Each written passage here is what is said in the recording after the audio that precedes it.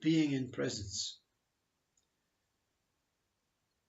What does this mean, to be in presence?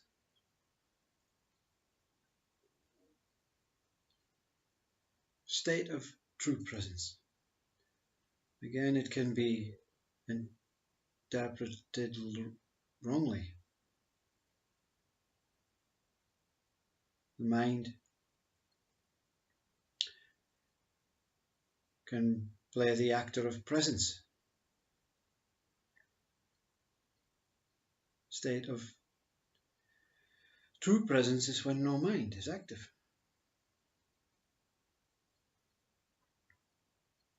An example of true presence is when everything is dissolved.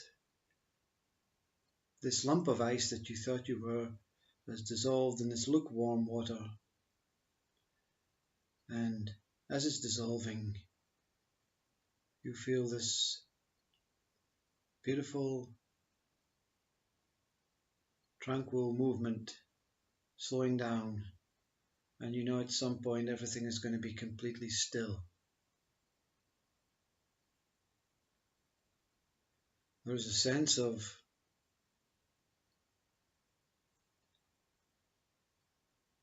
complete trust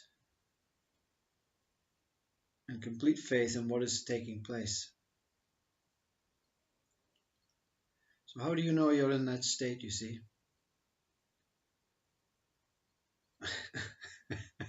Who's going to know, you see? Who is going to know? But a little insight, and for those who may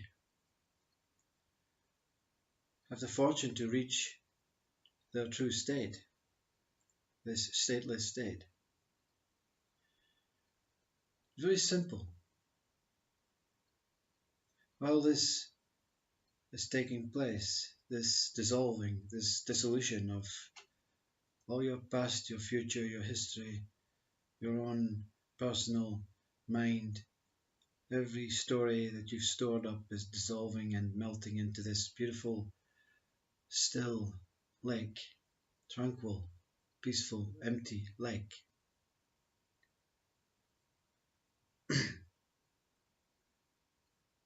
You'll know when you're in this complete state. When mind comes in and says,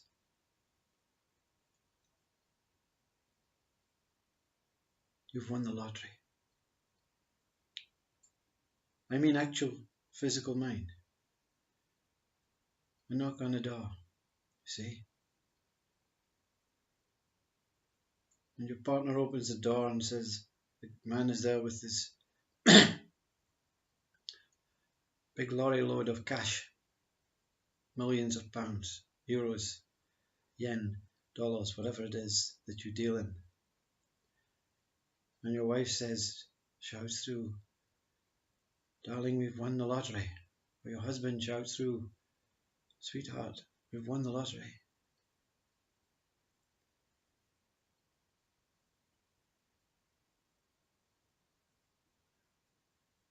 And you pay no attention to that.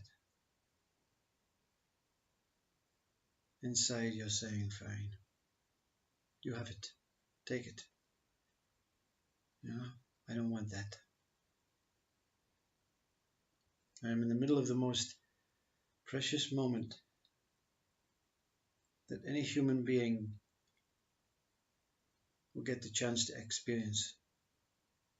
And you're offering me with some meager thing like the lottery.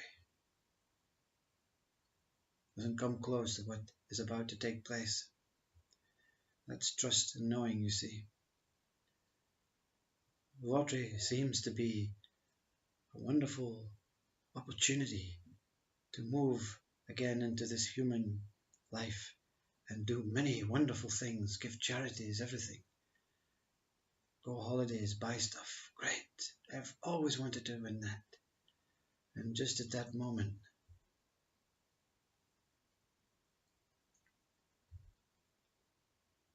there is no even a choice being made. You simply don't move. Because you know that the purpose of this whole learning is to reject what is not true and trust that truth will find you.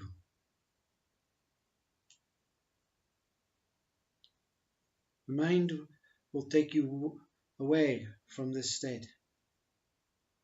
It's going to be redundant, you see.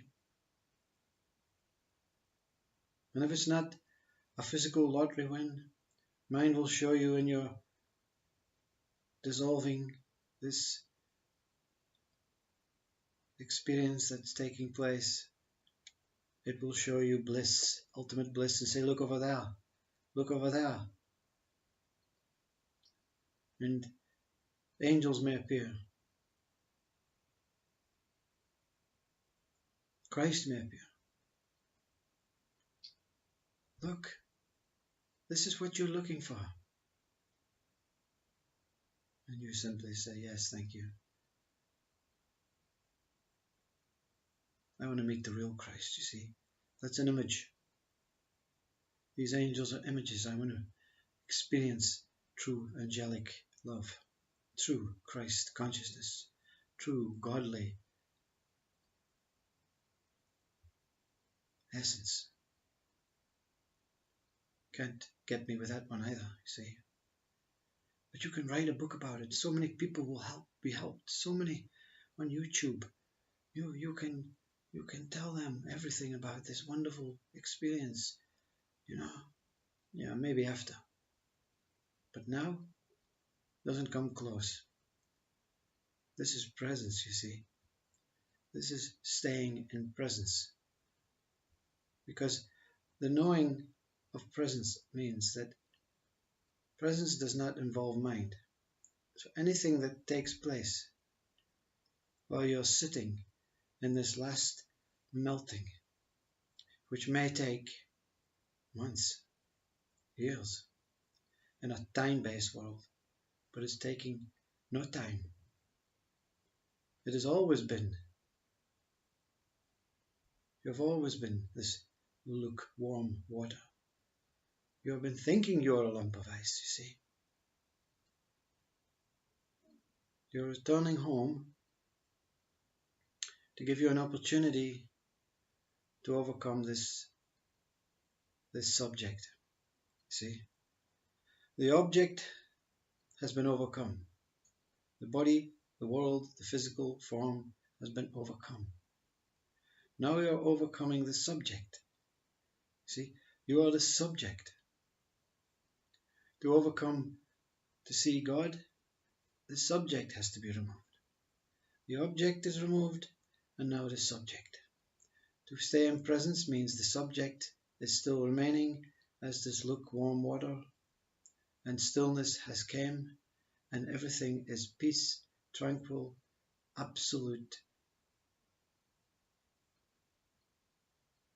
love and holiness. But these words still remain, you see. The thing that remains is no longer an object, but there's still a sense of I am the subject. So the subject has to be removed. Can the subject be removed? Can the thought of you be removed? And who is thinking this thought, you see? This present state means you have to be extremely, extremely close to source, to your point, where you, at whatever you exist truly as, infinite, stateless love, can remove the thought. The subject is the thought. The object is a result of thought, when the thought appears to be becoming real. Reality starts before that, you see. True presence. Nothing can touch you, you see. Mind cannot get to you in true presence. Of course, if something happens to another being while you're in this melting state, you will react accordingly.